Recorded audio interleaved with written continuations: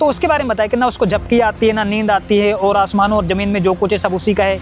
ये पूरा उसका महिमा दे रखा है कि वही महान और महामहिमावान है और वो जिंदा है, वो कुरान शरीफ का ज्ञान देने वाले खुदा से अन्य है। कि इसी कुरान शरीफ में ये लिखा है कि मोहम्मद साहब के बाद जितने कोई पैगंबर आएंगे, जो नबी आएंगे, तो उन नबी की क्या करना है, आपको उनकी मदद करनी है, उनकी बात सुननी है। ये सारी जो चीज़ें हैं, कब्र में जाना, जादू टोने करना, ठीक है, और ये चादर चढ़ाना, ये सारी चीज़ें कुरान शरीफ मना करती है, उससे अल्लाह नाराज होता है। जहाँ कहीं भी बुराइयाँ मुस्लिम धर्म में या ईसाई धर्म में आती हैं तो उनकी पुस्तकें कहती हैं कि वो काम शैतान ने किया है, ईसा मसीह को शैतान ने मारा।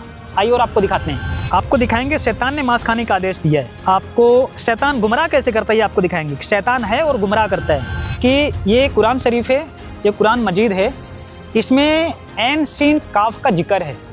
ऐन सीन काफ का किसी भी मौलवी या काजी ने आज तक उसका अनुवाद नहीं किया। हेलो नाजरीन, आइए आज की इस वीडियो में आपको आपके ही पाक कुरान से बाखबर संत रामपाल जी महाराज ने ऐसे ऐसे गूढ़ रहस्य खोले हैं जिसके बारे में आपको कोई खबर नहीं थी और ना ही आपके मुल्ला काजी आपको बताना उचित समझ रहे थे। आइए आपको रूबरू करवाते हैं एक एक वास्तविकता से जिसको जानना आपके लिए बेहद ज़रूरी है। तो चलिए मिलते हैं दोबारा से बाखबर संत रामपाल जी महाराज के शिष्य दीपक दास से। तो अभिषेक जी, आपने पहले एपिसोड में हमने आपको ये बताया कि हज़रत मोहम्मद साहब का जीवन कैसा था और उनकी जीवनी में ही बहुत सारी चीज़ें प्रमाणित होती हैं कि पुनर्जन्म या उनको कुरान शरीफ का ज्ञान कैसे मिला और उनका जीवन में इबादत करते कितना तकलीफ मिला, उनका अंतिम जीवन भी बड़े दुख दर्द से गुजरा। और आपको ये दिखाया था कि सूरत फुरकानी 25 आयत नंबर 52 52 से लेकर 59 तक क्या लिखा हुआ है कि उस परमात्मा का नाम कबीर है, जहाँ पे इन्होंने ट्रांसलेट उसका गलत किया है। और परमात्मा वो जो मोहम्मद साहब ने जो जिब्रील नाम के देवता उनको ऊपर लेके गया था 7वें आसमान पे इन्होंने देखा कि तख्त पे कोई बैठा है लेकिन उनको दिखाई नहीं दिया, वो पर्दे में था। तो उसने इनको क्या 5 वक्त का नमाज दे दिया, नमाज लेके नीचे चले आए। जब इनको कुरान शरीफ का पूरा ज्ञान होता है, जिब्राइल पूरा ज्ञान बताता है, उस कुरान शरीफ का ज्ञान देने वाला अल्लाह जिसको मिल के आए थे वो क्या कहता है कि उस जिंदा पे भरोसा रखना, क्योंकि हजरत मोहम्मद साहब को जिंदा वेशधारी कोई संत मिला था जिसने पूर्ण परमात्मा के बारे में और पूर्ण जो अविनाशी लोक है, जो परमात्मा का मेन लोक है, जिसको हम क्या बोल सकते हैं, जो सबसे बड़ा खुदा है, उसके बारे में जानकारी दिया था, उसके बारे में जानकारी मिली थी। तो ये कुरान शरीफ का ज्ञान देने वाला जो अल्लाह है वो क्या कहता है कि मेरे से एक अन्य खुदा है, अन्य अल्लाह है जो जिंदा है, जो कभी न मरने वाला है, अर्थात अविनाशी है। ठीक है, तो अब इसी कुरान शरीफ में आपको कुछ बहुत चौंकाने वाले प्रमाण और दिए जाएंगे जिससे ये सिद्ध होता है कि मुसलमान धर्म में जो ये काजी हैं, मौलवी हैं, जिनकी मान्यता है कि हमारा पुनर्जन्म नहीं होगा, हम कब्र में दफन रहेंगे, कयामत आएगी, फिर आपको ऊपर पहुंचाया जाएगा। तो पिछले वीडियो में हमने इनके इस सारी चीज़ों को खारिज कर दिया है कि जब हज़रत मोहम्मद जी ऊपर गए थे तो उन्होंने हज़रत आदम जी को देखा। आदम जी भीष्ट और दोजख दोनों जगह देख के हंस रहे थे और रो रहे थे। इसका मतलब पहले से लोग मरने के बाद भीष्ट और दोजख में पहुंच चुके हैं। उनको सुखी और दुखी देख के हज़रत मोहम्मद जी सुखी और दुखी हो रहे हैं। प्लस उन्होंने वहाँ पे मूसा जी को देखा, ईसा जी को देखा, ठीक है, और भी नबियों को देखा। उनको देखने के बाद, उनको मिलने के बाद ये बात सिद्ध होती कि ये जितने लोगों की मृत्यु हुई सभी लोग वहाँ पे ऑलरेडी जा चुके हैं, नबी मर के पहुँच चुके हैं। दोजख और भीष्ट में दूसरे लोग जो यहाँ से मरते हैं तो दोजख और भीष्ट में अपने कर्म अनुसार पहुँच जाते हैं। आइए आपको कुछ विशेष प्रमाण देंगे। हमारे पास फजाइल अमाल है और आपका कुरान मजीद है और आपका कुरान शरीफ है। हम आपको कम से कम 7 पॉइंट पे क्लियर करेंगे कि मुसलमान धर्म में जो काजी और मौलवी इनको ज्ञान नहीं है और ये कुरान शरीफ तो कुछ और ही कहानी कहती है। वही ज्ञान संत रामपाल जी महाराज जी याद दे रहे हैं। पहला पॉइंट है कि पुनर्जन्म होता है। आप देख लीजिए, कुरान मजीद है, ये यहाँ से छपी है, ये पूरा इनका पब्लिकेशन देख लीजिए। फिर हम आते हैं, आपका भाग 17 है, पेज नंबर 635 है, ठीक है, और आपका आयत नंबर 104 है। 104 में क्या लिखा है, ये अल्लाह क्या कहता है कि जिस दिन हम लपेट देंगे, अर्थात कयामत कर देंगे, आकाश को पंजिका के पन्नों को लपेट देने के समान, जैसे हमने आरंभ किया था, अर्थात हमने पहले भी कयामत करी थी, प्रथम उत्पत्ति का, जब पहली बार हमने उत्पत्ति करी थी, उसी प्रकार उसे दोहराएंगे, अर्थात फिर से हम बनाएंगे, बिगाड़ेंगे, उत्पत्ति करेंगे और प्रलय करेंगे। इस वचन को पूरा करना हम पर है और हम पूरा करके रहेंगे, अर्थात मैं बनाता हूँ और बिगाड़ता हूँ, अर्थात मनुष्य को बार बार पैदा करना और उनको बनाना इस अल्लाह का काम है। ठीक है, इसका मतलब क्या होता है कि पुनर्जन्म होता है। और आपको दिखाते हैं और आपको दिखाएंगे। आपका हम आ गए भाग 2 पे, शुर बकरा, ठीक है, और ये आपका पेज नंबर 76 है, आयत नंबर 243 से क्या लिखा है कि क्या आपने उनकी दशा पर विचार नहीं किया जो अपने घरों से मौत के भय से निकल गए, जबकि उनकी संख्या हजारों में थी। तो अल्लाह ने उनसे कहा कि मर जाओ, फिर उन्हें जीवित कर दिया। उनको मारा गया, फिर उनको दोबारा जीवन दिया गया। वास्तव में अल्लाह लोगों के लिए बड़ा उपकारी है, परंतु अधिकांश लोग कृतज्ञता नहीं करते। इसका मतलब ये होता है कि पुनर्जन्म, जन्म और मृत्यु दोनों होती है कयामत के बाद। हमेशा के लिए दोजख और बिश्त का ऐसा कोई प्रावधान नहीं है। दोजख बिश्त होता है कर्मों के अनुसार, लेकिन हमेशा के लिए नहीं होता। आइए और आपको दिखाएंगे इस कुरान शरीफ में हम लेके चलते हैं आपको। ये देख लीजिए, पूरा शेरवानी संस्करण है, नंद कुमार अवस्थी इसके रूपांतरकार हैं। ये आप पब्लिकेशन इनका देख लीजिएगा। हम आपको लेके चलते हैं आपको।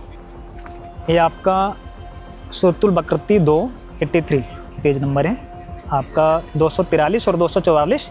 हे पैगंबर, क्या तुमने उन लोगों पर नज़र नहीं कि जो मौत के वजह से अपने घरों से भाग खड़े और वह हजारों ही थे।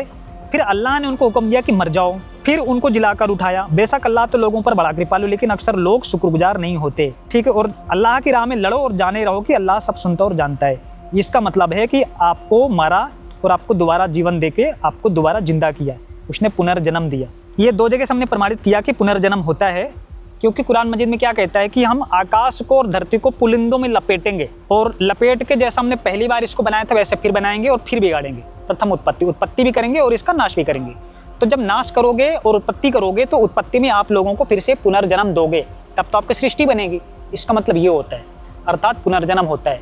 आइए आपको दूसरे पॉइंट पे लेके चलते हैं कि जो परमात्मा है ना, जो परमात्मा हजरत मोहम्मद साहब को मिला था जिंदा वेशधारी में, यहाँ पे जो कई बार जिक्र है कुछ जिंदा पर भरोसा रखना, ठीक है, तो उसके बारे में क्या बताया है। ये आपका सूरत बकरती 2 है, पेज नंबर 87 है, 255 नंबर आपका आयत है। ये पूरा देख लीजिए, ये पूरा देख लीजिए। ये और ये क्या लिखा है, अल्लाह वह जात पाक है जिसके सिवा कोई दूसरा इबादत के योग्य नहीं है। वह जिंदा हजरत मोहम्मद साहब को कबीर परमात्मा, जिसका यहाँ पे कई बार जिक्र है कुरान शरीफ में कि वो परमात्मा का नाम कबीर है, जिसको ये लोग बड़ा अल्लाह कर देते हैं, उसका अर्थ बड़ा कर देते हैं, लेकिन वहाँ पे लिखा है कि वो अल्लाह कबीर है, तो ये अल्लाह बड़ा कर देते हैं। तो वो जिंदा विषधारी रूप में मिला था, तो वो क्या बोलते हैं, जिंदा है, परम चैतन्य और चिरंतन सदा रहने वाला है, अर्थात वो अजर अमर है। तो उसके बारे में बताया कि ना उसको झपकी आती है, ना नींद आती है, और आसमानों और ज़मीन में जो कुछ है सब उसी का है। ये पूरा उसका महिमा दे रखा है कि वही महान और महामहिमावान है और वो जिंदा है। वो कुरान शरीफ का ज्ञान देने वाले खुदा से अन्य है, ठीक है। और आगे आपको लेके चलेंगे कि इसी कुरान शरीफ में ये लिखा है कि मोहम्मद साहब के बाद जितने कोई पैगंबर आएंगे, जो नबी आएंगे, तो उन नबी की क्या करना है, आपको उनकी मदद करनी है, उनकी बात सुननी है, ठीक है। आइए दिखाते हैं आपको। ये आपका सूरत आमी इमरान है 3, 115 नंबर पेज है। ये पूरा देख लीजिए, ठीक है। ये आपका इनकी भाषा है और ये हिंदी में है। क्या लिखा है कि किसी मनुष्य को शोभा नहीं देता कि अल्लाह तो उसको किताब और हिकमत और पैगंबरी दे, ठीक है। फिर वह लोगों से कहने लगे कि अल्लाह को छोड़कर मेरे बंदे बनो, बल्कि वह कहेगा कि एक किताब वालो, तुम अल्लाह वाले बन जाओ, इसलिए कि तुम लोग दूसरों को किताब पढ़ाते रहे हो और तुम खुद भी पढ़ते हो। और वह तुमसे यह भी नहीं कहेगा कि तुम फरिश्ता और पैगंबर को परवरदिगार मानो, तुम तो इस्लाम मान चुके हो, और वह इसके बाद क्या तुम्हें कुफ्र करने को कहेगा।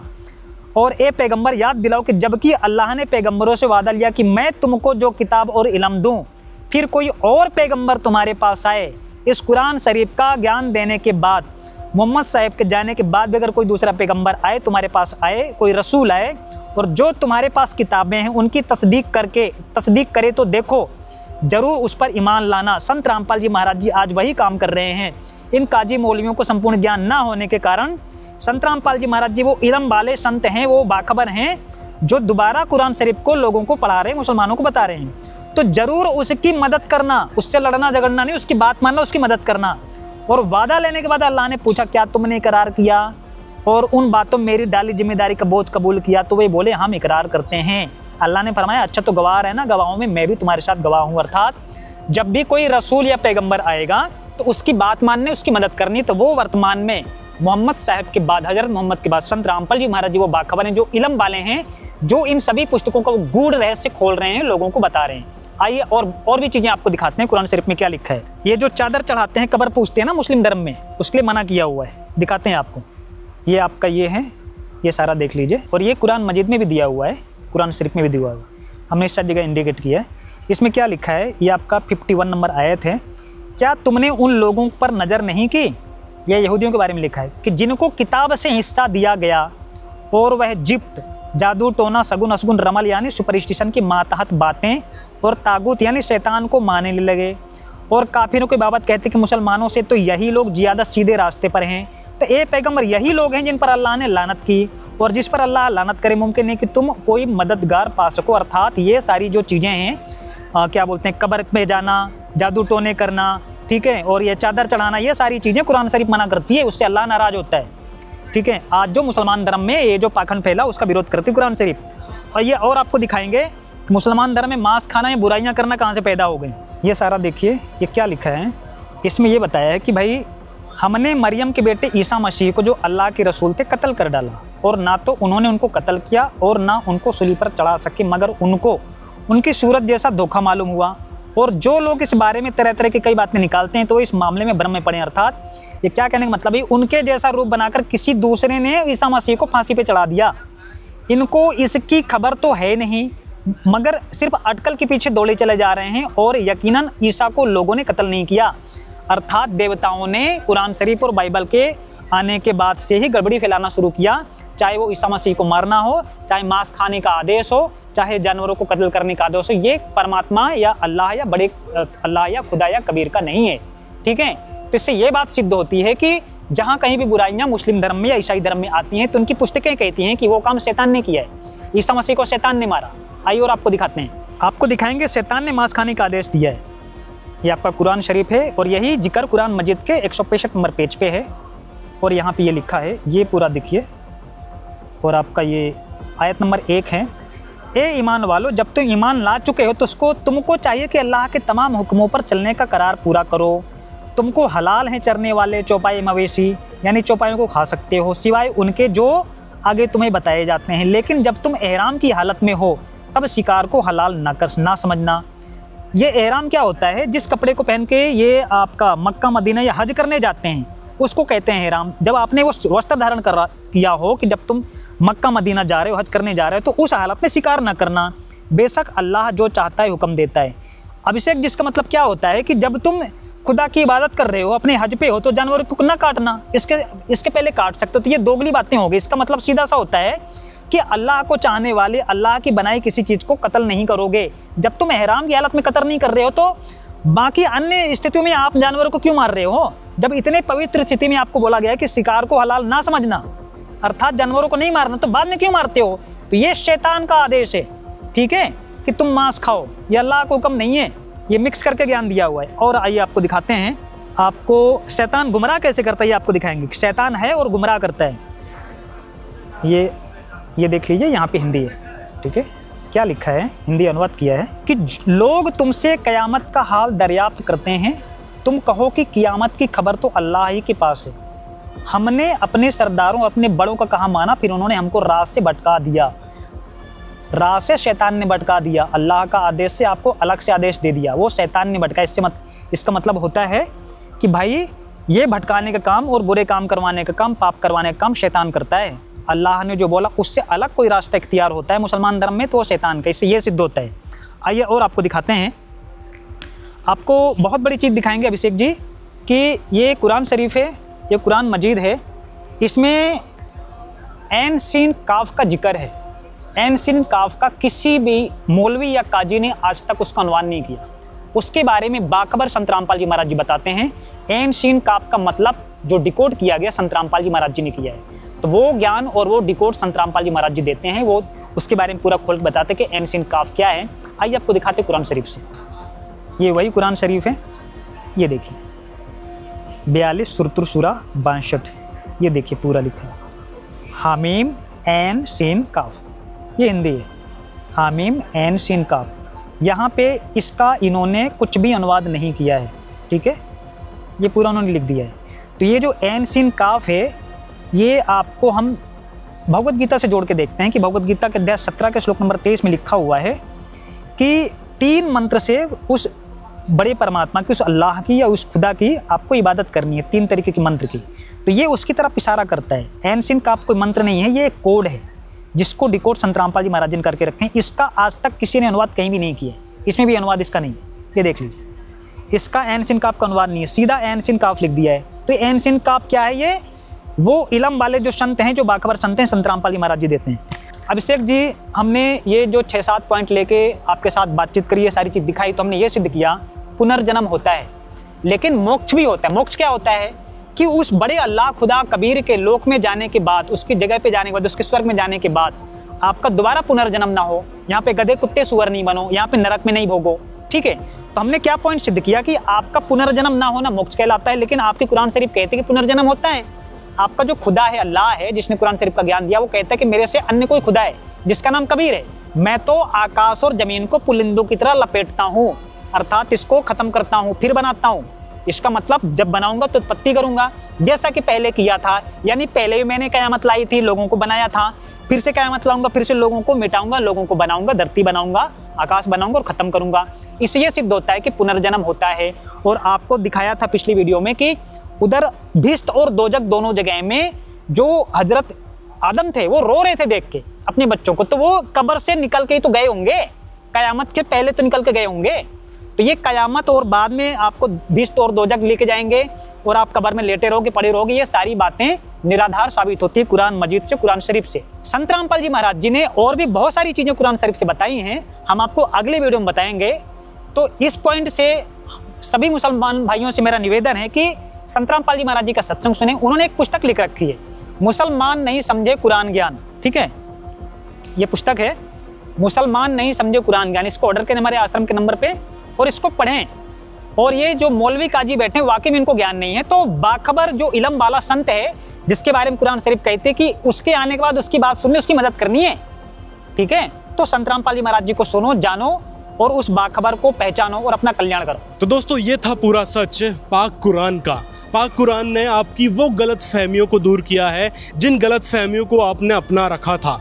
मतलब पाक कुरान का ज्ञानदाता किसी और परमात्मा के बारे में बात कर रहे हैं, किसी और अल्लाह के बारे में बात कर रहे हैं, वो आपने इस वीडियो में देखा। साथ में हज़रत मोहम्मद सल्लल्लाहु अलैहि वसल्लम को जो अल्लाह मिले थे, उस अल्लाह ने किस अल्लाह की इबादत करने के लिए, किस संत की शरण में जाने के लिए और किस मंत्र के, किस नाम के जाप करने के लिए कहा है। कुरान शरीफ में लिखे इस ऐन सीन काफ के जरिए किस प्रकार उस परमात्मा को पाया जाएगा, वो जानकारी सिर्फ और सिर्फ बाखबर संत रामपाल जी महाराज ने बताई है। उनके द्वारा लिखित पवित्र पुस्तक मुसलमान नहीं समझे ज्ञान कुरान, इसको भी ज़रूर पढ़ें। PDF का लिंक हमने डिस्क्रिप्शन में दे दिया है। आपको पाक कुरान और इस्लाम धर्म की बहुत सारी ऐसी अंदरूनी जानकारी मिलेगी जो आपके मुल्ला काजियों ने आपको आज तक नहीं बताई थी। 5 वक्त की नमाज, रोज़ा और इन सब लटोटरों में आपको फंसा रखा था, जो कि कहीं से कहीं तक अल्लाह से मिलवाने वाला नहीं था, अल्लाह तक पहुंचाने वाला मार्ग नहीं था। मिलते हैं अगले वीडियो में। मुसलमान भाइयों, आपका क्या कहना है, आपकी क्या राय है, कमेंट में ज़रूर बताएं। यदि आप और भी वीडियोस देखना चाहते हैं मुसलमान धर्म से रिलेटेड, मुसलमान धर्म की मान्यताओं को डिबंक करते हुए, क्या कहते हैं आपके सदग्रंथ, क्या कहती है आपकी पाक कुरान, क्या कहती है आपकी पाक मजीद, क्या कहती है मोहम्मद सल्लल्लाहु अलैहि वसल्लम की जीवनी, पूरी बात हम लेके आएंगे अगले वीडियो में। साथ में पिछला वीडियो भी देखना ना भूलें, पार्ट 1 भी बना रखा है, उसमें बहुत सारी जानकारी आपको दे रखी है बाखबर संत रामपाल जी महाराज ने।